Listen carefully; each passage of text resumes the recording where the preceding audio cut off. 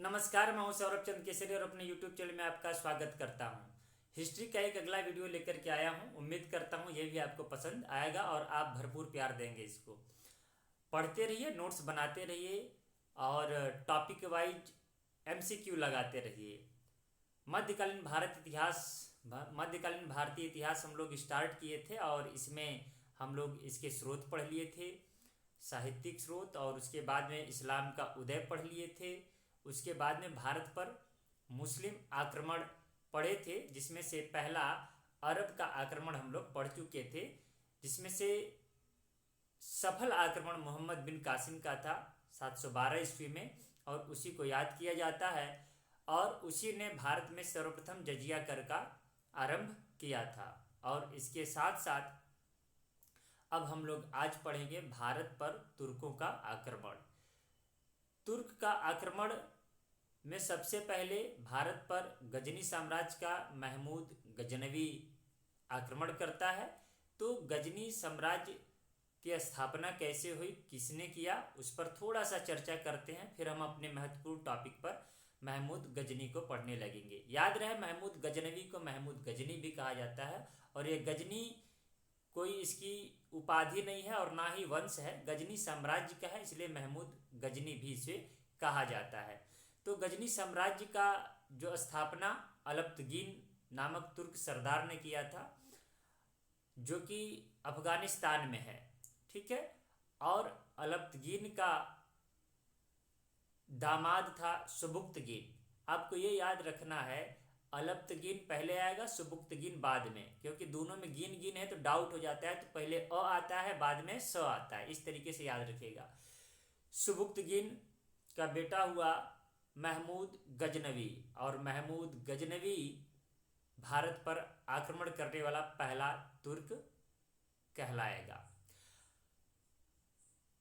महमूद गजनवी इस्लाम का प्रचार प्रसार करने के लिए सुल्तान की उपाधि धारण करता है, और सुल्तान जब बनेगा तो आपको पता है साम्राज्य विस्तार के लिए सेना रखेगा।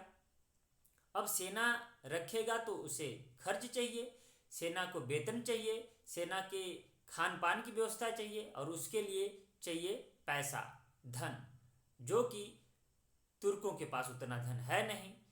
तो फिर यह सोचा कि आखिर मुझे धन मिलेगा कहाँ से।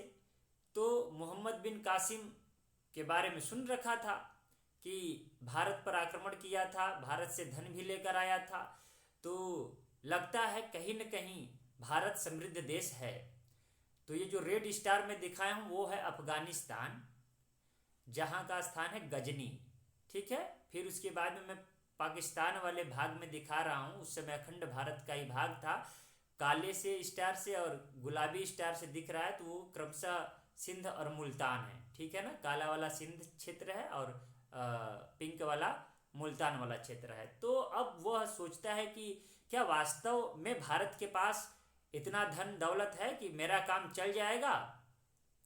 तो इसका टोह लेने के लिए वो क्या करता है, एक दो आक्रमण करता है शुरुआत में, केवल देखने के लिए कि क्या वास्तव में यहाँ पर धन है। और मैंने ऐसा भी सुना है कि यहाँ पर कोई पॉलिटिकली स्टेबिलिटी है या नहीं है, मतलब कि कोई राजनीतिक स्थिरता नहीं है, सब यहाँ के राजा आपस में लड़ते रहते हैं। तो इस बात को देखने के लिए ही यह सिंध के कुछ क्षेत्रों पर, कुछ सीमा पर किला जीतता है 1000 ईस्वी में, ठीक है। तो सबसे पहले हम लोग यह बात करेंगे कि यह सुल्तान की उपाधि धारण कर लेता है, तो क्या लोग इसको सुल्तान मानने लगे क्या।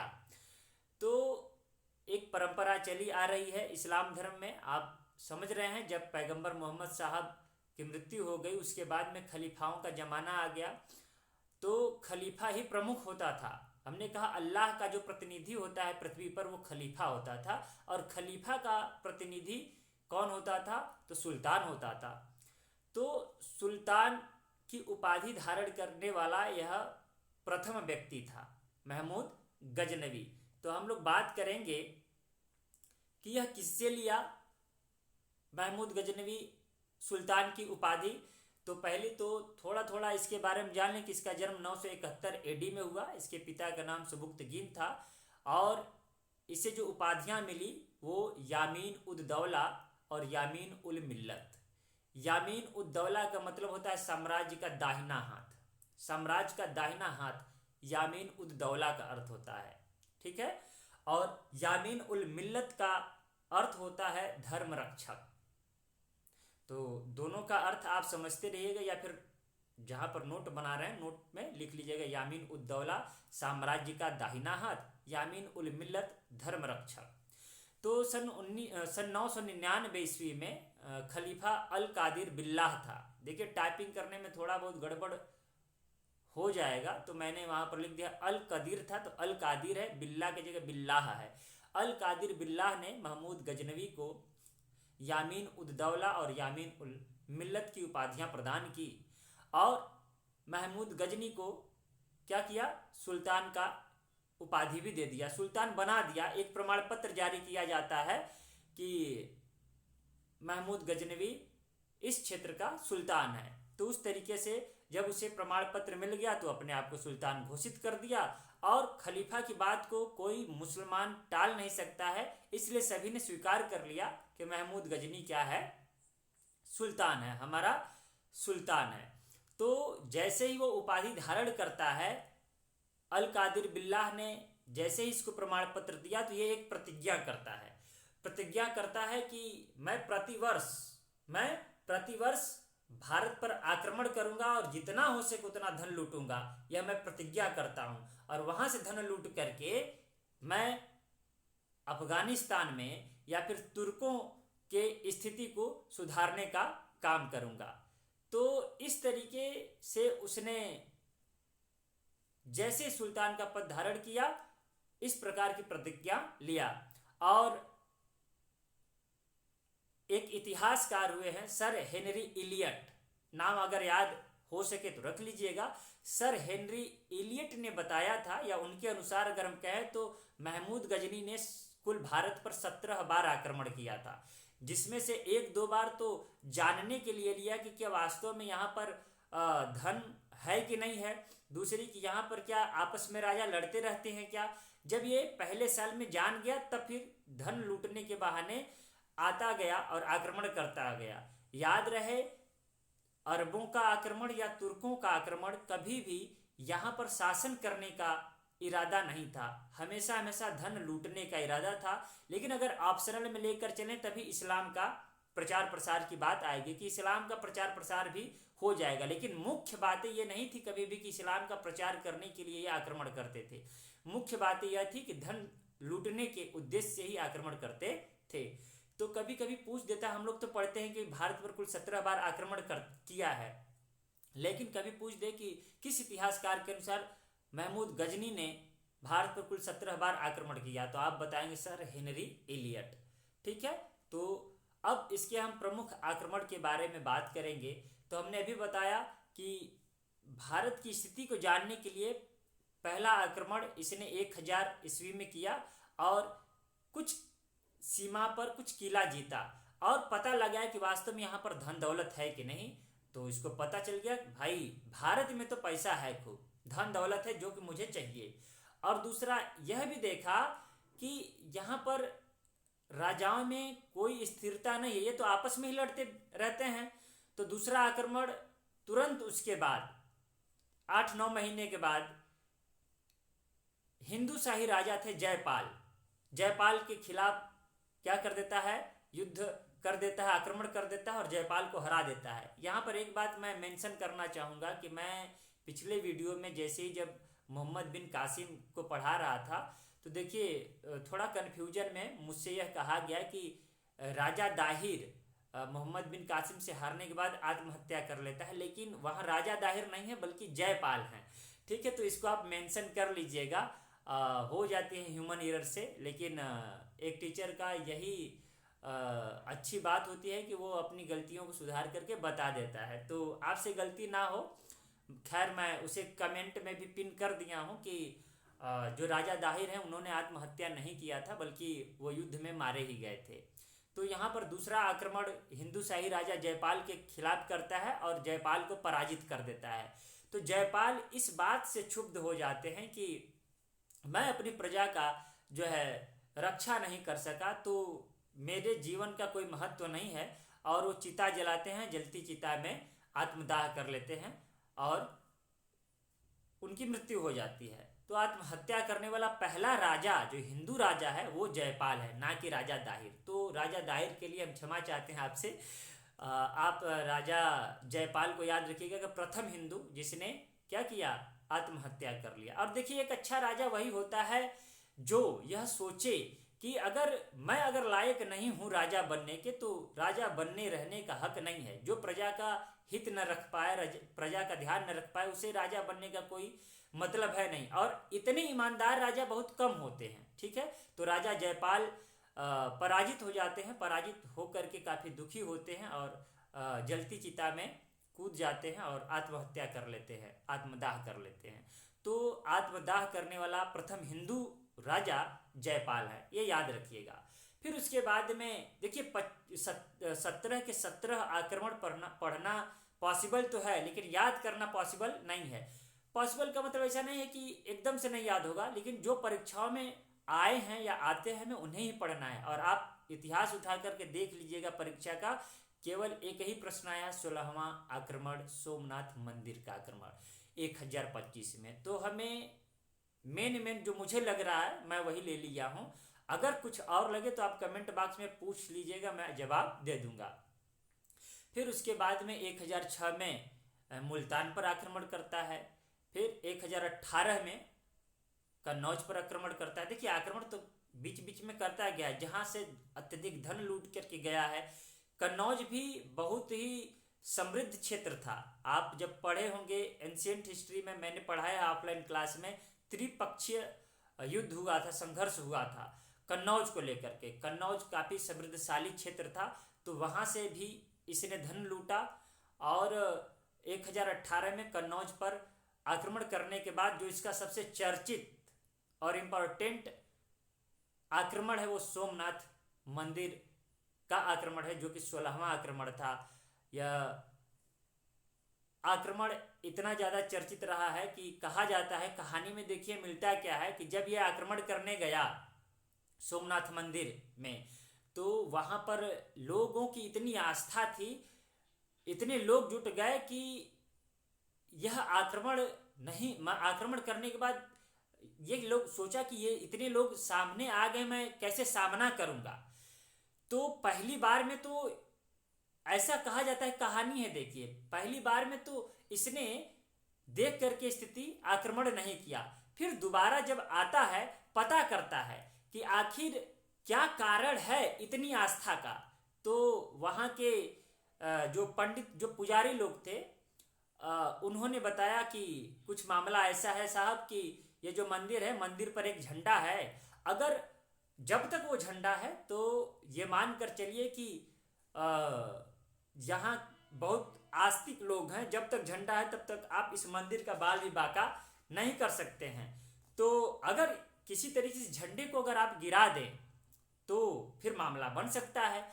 तो महमूद गजनवी समझ गया कि मतलब सारी शक्ति का केंद्र यह झंडा ही है।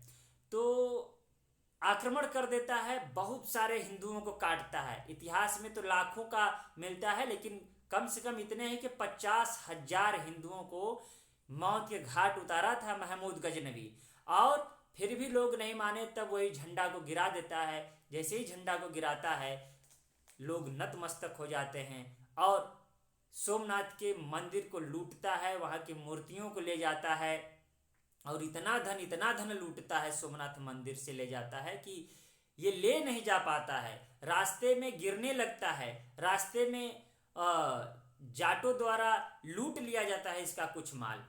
इतना धन प्राप्त हुआ था इसको। और याद रहे, ये जो मंदिर के पंडित हैं, बाद में इन पंडितों को इसने अपने सेना में उच्च पद दिया था। क्या किया था? उच्च पद दिया था।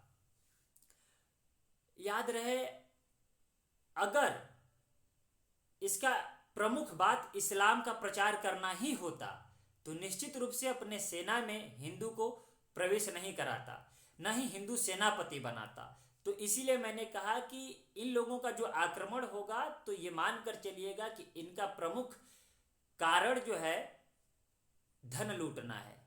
फिर दूसरा आप कह सकते हैं साम्राज्य विस्तार, और तीसरा कह सकते हैं ऑप्शनल में कि इस्लाम का प्रचार प्रसार। ठीक है, तो अब देखिए 16वां आक्रमण कितना खतरनाक था कि इसने 50,000 हिंदुओं को काट दिया, मौत के घाट उतार दिया। और उन दो पंडितों की गद्दारी के कारण सोमनाथ मंदिर को लूट कर ले गया, और लूट कर तो ले ही गया, साथ साथ जो मूर्तियां अपने साथ ले गया था उस मूर्तियों को तोड़ करके गजनी के मस्जिदों के सीढ़ियों पर चुनवा दिया था, सीढ़ियों के नीचे, कि जो भी मुसलमान आएगा इसको रौंदते हुए जाएगा। मतलब इतना खतरनाक तरीके से इसका विचार था इस्लाम को लेकर के। कहा तो ऐसा जाता है कि मक्का और मदीना के मस्जिदों में भी इसने मूर्तियों के कुछ टुकड़ों को सीढ़ियों के नीचे रख दिया था, चुनवाया था। लेकिन मानकर चलिए कि अगर गजनी में भी किया है, चाहे वहां पर भी किया है, मक्का और मदीना में भी, तो कितनी खतरनाक बात है हिंदू धर्म को लेकर के, किसी के आस्था को लेकर के। तो इस प्रकार से महमूद गजनवी 16वां आक्रमण करता है, और इसका सबसे खतरनाक आक्रमण होता है, और ढेर सारा धन लूट करके ले जाता है, जैसा कि सुना था भारत के बारे में। अब धन लूट कर ले जाते समय जाटों ने इस पर आक्रमण करके कुछ धन लूट लिया, इसका कुछ बिगाड़ नहीं पाया, लेकिन कुछ धन को लूट लिया। तो इस बात से यह नाराज हुआ था। तो यही अंतिम जो आक्रमण था भारत पर, 17वां आक्रमण इसका अंतिम आक्रमण था 1027 में, जो कि जाटों के विरुद्ध था। बस जाटों के विरुद्ध किसी भी प्रकार का आक्रमण करने का ऐसा मन नहीं था, बस यह गुस्सा था, गुस्सा निकाला था उनके विरुद्ध की इनकी मजाल कि महमूद गजनी का धन लूट लें। खुद महमूद गजनी चुट्टा है, एक नंबर का, दुनिया का लूटने वाला व्यक्ति, इसको लूटने वाला आ गया कौन? तो इस गुस्सा से उसने जाटों के विरुद्ध क्या कर दिया, आक्रमण कर दिया, और इसका यह अंतिम आक्रमण था। फिर उसके बाद में यह चला जाता है गजनी, और 1030 एडी में क्या हो जाता है, इसकी मृत्यु हो जाती है। 1030 ईस्वी में इसकी मृत्यु हो जाती है। और इसके प्रमुख तथ्यों की अगर बात करें तो आपको याद रखना है कि महमूद गजनी ने स्वयं को इस्लाम का यश बढ़ाने वाला बोला था। यश बढ़ाने वाला मतलब बुत सिकन, ठीक है ना। इस्लाम का यश मतलब इस्लाम को फैलाने वाला, बुत सिकन कहा जाता है। और बुत सिकन का मतलब क्या होता है? मूर्ति भंजक, मूर्तियों को तोड़ने वाला। क्यों? क्योंकि इस्लाम में मूर्ति पूजा नहीं किया जाता है, इसलिए ये क्या करता था, मूर्तियों को तोड़ देता था, इसीलिए बुद्ध सिकन नाम रखा, मूर्ति भंजक। और याद रहे जब महमूद गजनी भारत आया था तो इसके साथ साथ कई इतिहासकार भी आए, जिसमें प्रमुख 4 इतिहासकार थे, जिसमें 3 के बारे में हम लोग पहले ही पढ़ चुके हैं, उतबी, फिरदौसी, अल-बरूनी के बारे में। लेकिन इनके साथ साथ बैहाकी भी आए थे। और जैसे ही ये देखिए विद्वानों को शरण देता था, विद्वानों का बहुत सम्मान करता था, तो ये सिक्के भी जारी किया था। तो जो सिक्का जारी किया था उस पे संस्कृत भाषा में एक तरफ लिखवाया था, और अव्यक्त मेकम लिखवाया था। आप याद रखिएगा, लिख लीजिएगा कि इसके सिक्के के एक तरफ अव्यक्त मेकम लिखा था, संस्कृत में अव्यक्त मेकम मोहम्मद, ठीक है ना। और एक तरफ लिखा, मतलब एक तरफ नंदी मतलब बैल का चित्र था, जो कि शैव धर्म का क्या था, एक एग्जाम्पल था, ठीक है ना। तो इस प्रकार से इसने जो सिक्के जारी किए, तो संस्कृत में जारी करने वाला यह प्रथम मुसलमान था, प्रथम मुस्लिम शासक था, आपको ये याद रखना है। अब 4 जो इतिहासकार हैं इनके बारे में हम लोग पढ़ चुके हैं, एक बार फिर से रिवीजन कर लेते हैं कि किताब उल यामिनी किसने लिखा है, तो उतबी ने लिखा है। और उतबी को कहा जाता था शाही इतिहासकार, ये दरबारी इतिहासकार थे, तो इन्हें कहा जाता है शाही इतिहासकार। कभी पूछ दे कि शाही इतिहासकार किसे कहा जाता है, तो उतबी को। उतबी ने क्या लिखा है, किताब उल हिंद, अरे किताब उल यामिनी, ठीक है ना। फिरदौसी ने क्या लिखा है, शाहनामा। याद रहे फिरदौसी को एक उपनाम से जाना जाता है, पूर्व का होमर। पूर्व का होमर का मतलब, होमर माने होता है ज्ञाता, पूर्व का ज्ञाता, ठीक है ना। तो फिरदौसी शाहनामा। याद रहे, शाहनामा को अफगानिस्तान का महाभारत कहा जाता है। बहुत ही पवित्र ग्रंथ माना जाता है शाहनामा फिरदौसी का। उसी शाहनामा में फिरदौसी ने कश्मीर का वर्णन किया है और कहा है अगर पूरे पृथ्वी पर अगर कहीं स्वर्ग है तो वो कश्मीर है।